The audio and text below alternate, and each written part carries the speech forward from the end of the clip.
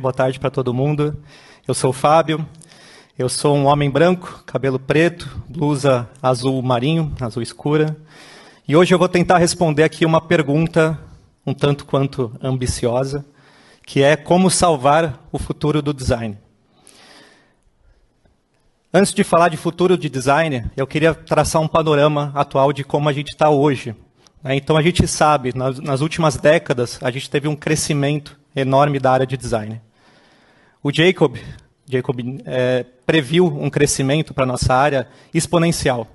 Ele fala que em 2050 a gente vai ter 100 milhões de designers de UX trabalhando no mundo como um todo. Isso é o equivalente a 1% da população mundial até lá. Mas quais são os impactos que isso traz?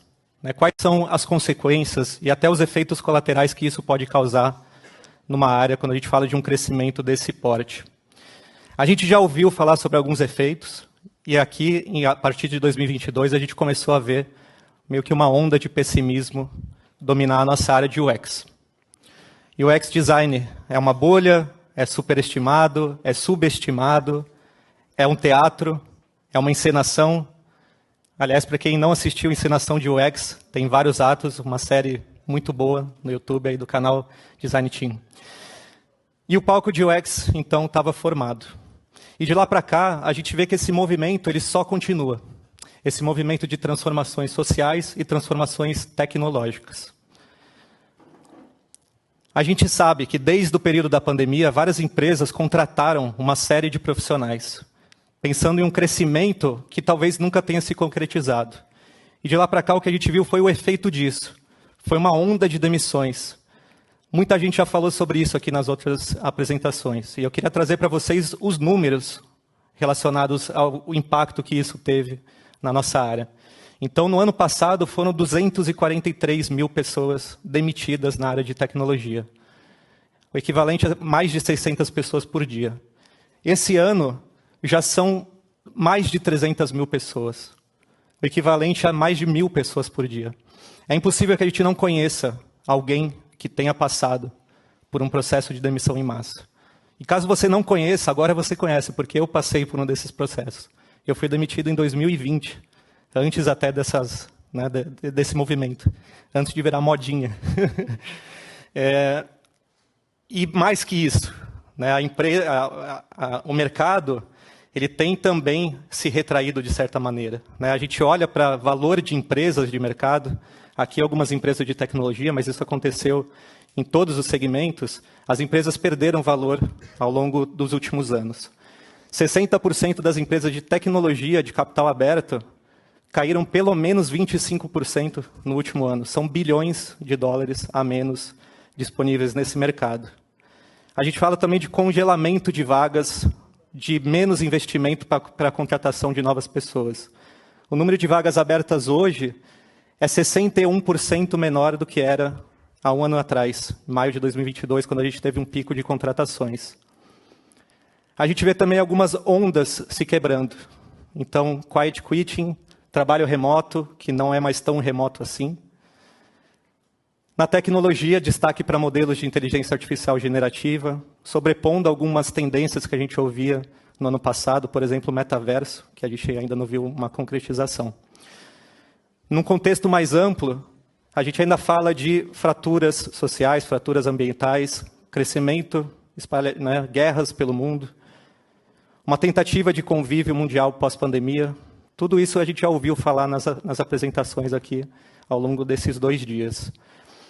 E aí, em momentos assim de grande transformação, de incertezas, de ambiguidades, a gente começa a se preocupar com a nossa carreira, com a nossa profissão, com o mundo, de uma forma geral. Mas aí também em momentos assim de grande transformação social, econômica, que tendências se consolidam e oportunidades se apresentam. Então a gente pode começar a olhar isso por um prisma um pouco mais positivo.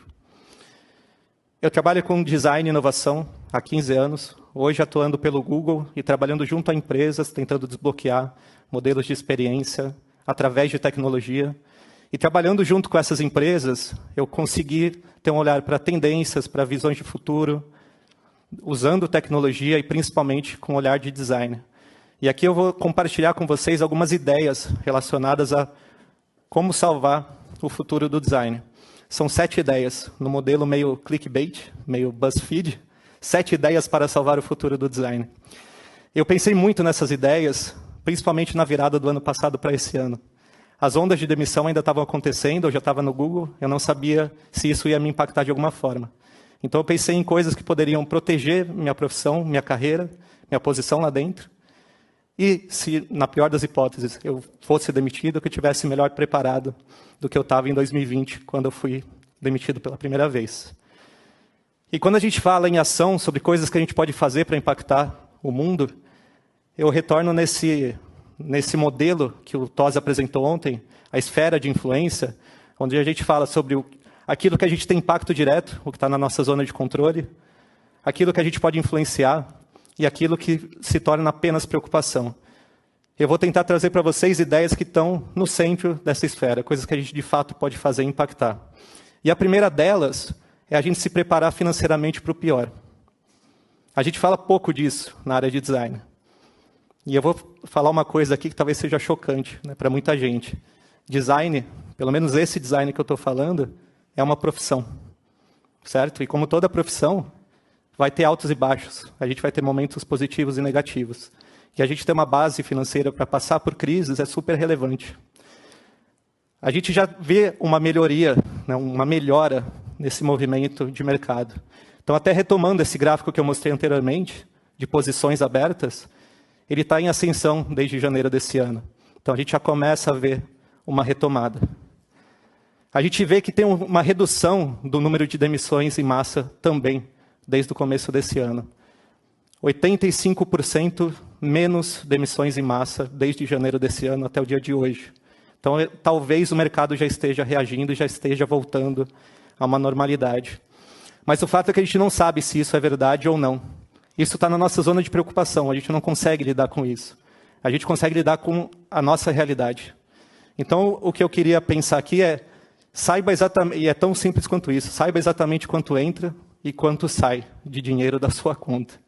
Tente gastar menos do que você recebe. Se você conseguir fazer isso, você já vai estar melhor do que eu estava lá em 2020, quando eu fui demitido e não tinha essa consciência. E além de passar por todas as dificuldades de uma realocação, eu ainda tinha que me preocupar com uma conta para pagar no final do mês, porque eu não tinha como, eu só tinha dívida. E não seja como essa pessoa que não tem uma visão contextual sobre as coisas, que não entende que cada pessoa tem uma dificuldade, um impacto diferente do que isso significa na vida dela. Principalmente em um país como o Brasil, você não ter dívidas já é um privilégio. Né? Então, a gente tem que entender a nossa posição também em relação a isso. Então, é evitar criar essas dívidas e juntar o suficiente para a gente criar o nosso próprio fundo emergencial, caso alguma crise venha a acontecer. Isso é o que os especialistas de finanças sugerem para a gente. E o segundo ponto, aí eu já entro mais na etapa no processo de design, é entender qual que é o principal entregável que a gente tem para oferecer no nosso contexto. E o principal entregável de design é completamente diferente de acordo com cada contexto, com cada negócio, com cada empresa. A gente tem que entender qual que é o nosso. O que se espera da gente dentro do nosso contexto específico. Se a gente compreender isso com profundidade, a gente consegue entregar mais valor, a gente consegue se conectar com as áreas com quem a gente trabalha, porque as pessoas vão entender o que a gente, de fato, está entregando, e a gente vai proteger a nossa profissão e a nossa carreira. É mais seguro que a gente trabalhe dessa forma. E é importante também saber que isso pode variar de acordo com posições, de acordo com especialidades dentro do design. O que é esperado de um pesquisador é totalmente diferente do que é esperado de um designer de produto ou de um designer de conteúdo. De um especialista, de um generalista. Então, cada um vai ter uma entrega diferente, mas é super relevante que cada pessoa consiga entender exatamente o que se espera da sua entrega de valor no design.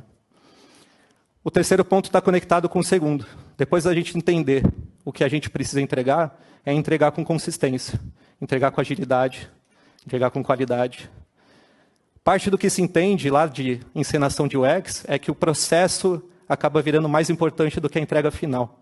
E a ideia aqui é que o nosso cliente não se importa Ele não se importa com mais um mapa de empatia. Ele quer o entregável, ele quer o valor daquilo que a gente faz. E que a gente seja capaz de entregar esse valor. E se a gente medir o impacto daquilo que a gente está entregando, melhor ainda. A gente vai ter métricas para provar o valor do impacto que a gente está causando. O quarto ponto é explorar a relação entre dados e experiência. Várias empresas já trabalham dessa forma, olhando profundamente dados do usuário, quase num nível individual. Para quê? Para oferecer experiências personalizadas. Personalização não é só melhorar a experiência do usuário, tornar essa experiência melhor. É lógico que se pensa nisso. Mas para a empresa também é diferencial competitivo. É assim que a empresa se diferencia das outras. Aumenta a conversão, aumenta a retenção, diminui churn. É sobre isso a personalização também. É entender qual que é o principal objetivo do usuário, entender como conectar a principal entrega do negócio ao objetivo dele. E quando a gente fala de dados, não dá para deixar de fora também a inteligência artificial. Ela já está presente em vários produtos, em várias soluções. A gente precisa entender essa dinâmica. É parte do nosso trabalho entender essa dinâmica. É sobre experiência. Inteligência artificial é 100% sobre experiência do usuário. A gente precisa entender para se aprofundar, para estudar, para oferecer essa solução para o mercado que vai precisar dessa solução. O quinto ponto é sobre estimular a criatividade.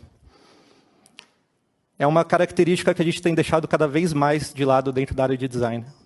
A gente tem utilizado cada vez mais processos que encontram soluções rápidas para problemas, metodologias, frameworks, que acabam engessando o nosso processo de design e, com isso, diminuindo o nosso potencial criativo.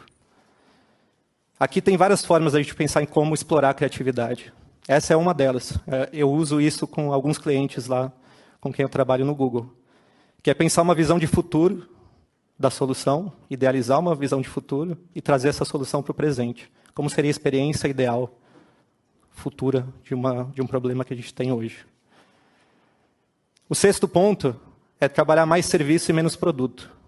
Isso a gente já vê acontecendo no dia a dia. Porque o produto não é a experiência, o produto é parte da experiência. É um ponto de contato que o usuário vai ter ao longo da trajetória inteira dele. A gente tem que entender essa trajetória, compor a jornada completa, parar de olhar só a nossa caixinha que a gente está trabalhando o produto e começar a olhar para a jornada inteira, o que acontece no digital e fora dela. E o sétimo ponto é testar produtos em escala. A gente já faz isso dentro das nossas áreas, dentro das nossas empresas. A gente já pensa em escala, de uma forma geral. E aqui o meu convite é que a gente faça isso também para os nossos projetos pessoais. Eu vejo muita comunidade de design trabalhando mentorias, aulas online, esforços em que você tem que trocar o seu tempo pelo serviço que você está prestando. Aqui a ideia é como a gente pode escalar esse modelo. Como que a gente pode criar novas oportunidades para criar uma vez alguma coisa e espalhar isso para mais pessoas. A gente já ouviu isso também em algumas apresentações, por exemplo, da Meiuca, que conseguiu pensar uma forma de escalar um modelo de design system. E projetos próprios estimulam as outras ideias que eu comentei. Então, você vai ter mais visão sobre criatividade, uma visão sobre o todo da entrega, o valor do design. E, na melhor das hipóteses, ainda vira uma fonte de renda extra, resolvendo a primeira questão que eu trouxe.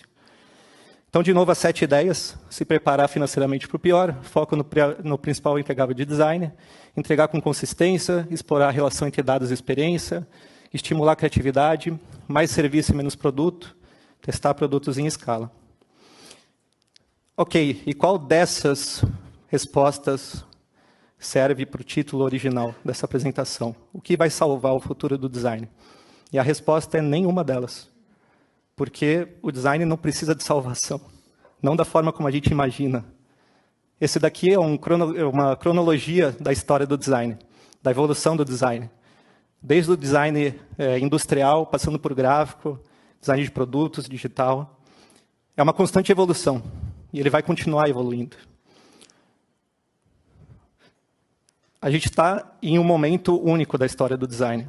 Há 40 anos atrás, eram 1.000 designers de experiência no mundo. Hoje são mais de 3 milhões. Um crescimento de 3.000 vezes em 40 anos, dos quais menos de 1/3 tem mais de 10 anos de experiência. Então, olha o potencial de maturidade, o potencial de exploração disso.